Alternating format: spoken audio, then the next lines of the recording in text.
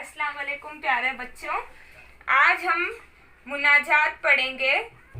मुनाजात एक किस्म की दुआ है, मगर मुनाजात में बंदा अल्लाह की तारीफ बयान करता है। पहले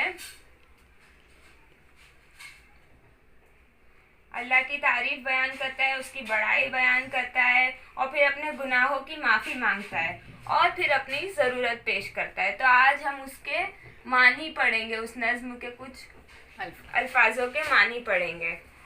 तो सबसे पहला मानी है अर्श इलाही का। अर्श इलाही। अब अर्श इलाही का मानी होता है खुदा का तख्त।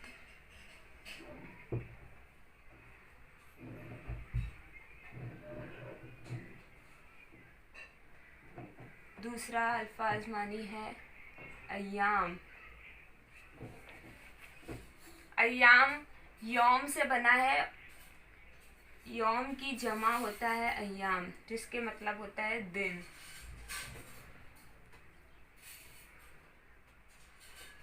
और इसका मतलब होता है दिन, यौम को दिन कहते हैं। तीसरा है गर्दिश अय्याम।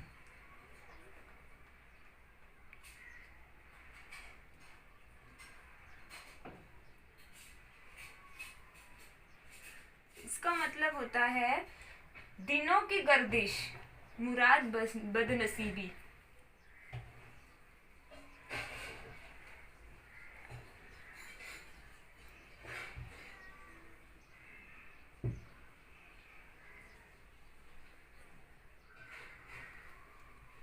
हम कहते हैं ना दिन गर्दिश में चल रहे हैं, मतलब बहुत बदनसीबी के दिन चल रहे हैं। चौथा है मदावा,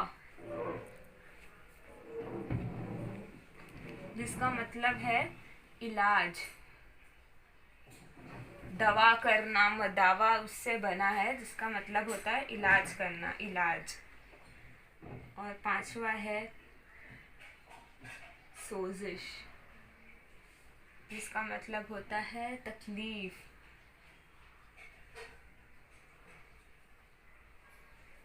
एक किस्म की जलन।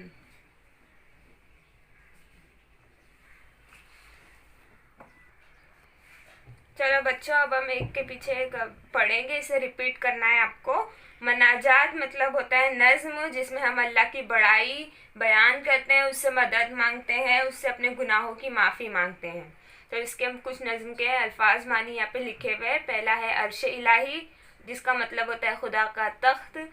दूसरा है अय्याम, जो कि यौम की जमा होती है। यौम मतलब दिन होते हैं, अय्याम मतलब यौम की जमा, दिनों की जमा को हम अय्याम कहते हैं। तीसरा गर्दिश अय्याम, दिनों की गर्दिश, बदनसीबी के दिन को हम गर्दिश अय्याम कहते हैं। चौथा मदावा, जिसका मतलब होता है इलाज। फिर आता है सोजिश, जिसका मतलब होता है तकलीफ और जलन। चलो हम बाकी के अल्फाज माने भी लिख लेते हैं। तो छठे नंबर पर है बर सरे पेकार।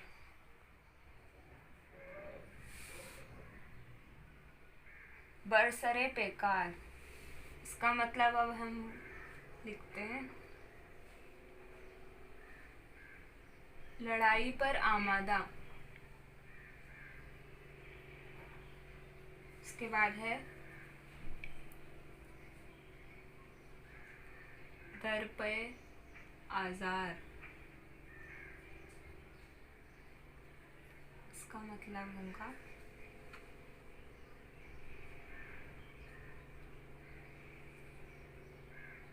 तकलीफ पहुंचाने पर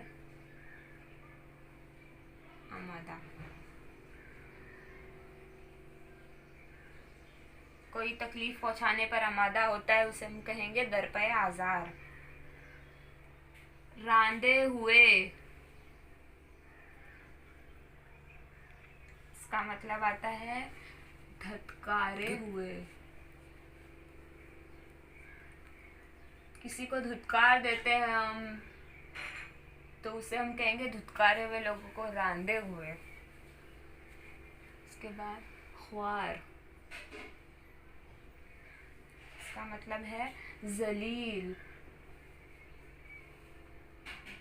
या फिर रुस्वा भी बोल सकते हैं। जलील और रुस्वा, किसी को गिराना, उसे कहेंगे ख्वार। हक परस्त, हक मतलब तो पता ही होगा,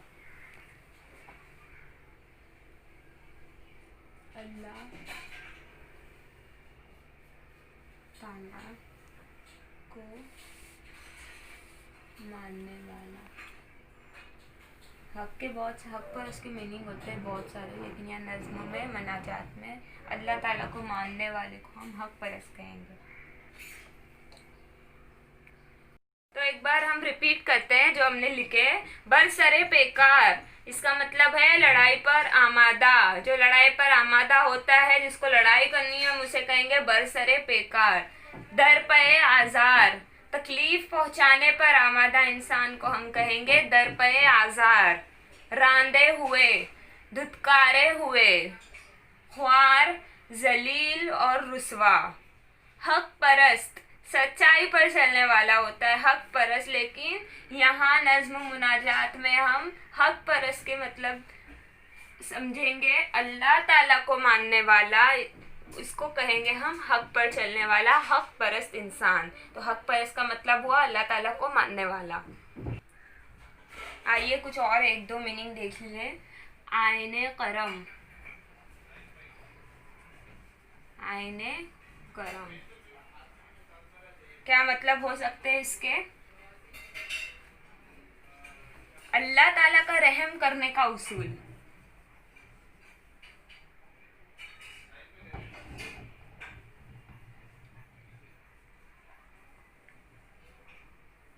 अल्लाह ताला रहीम व करीम है, तो उसके रहम करने के उसूल को हम कहेंगे आईने करम। अल्लाह ताला का आईने करम मतलब अल्लाह ताला का रहम करने का उसूल अपने बंदों पर।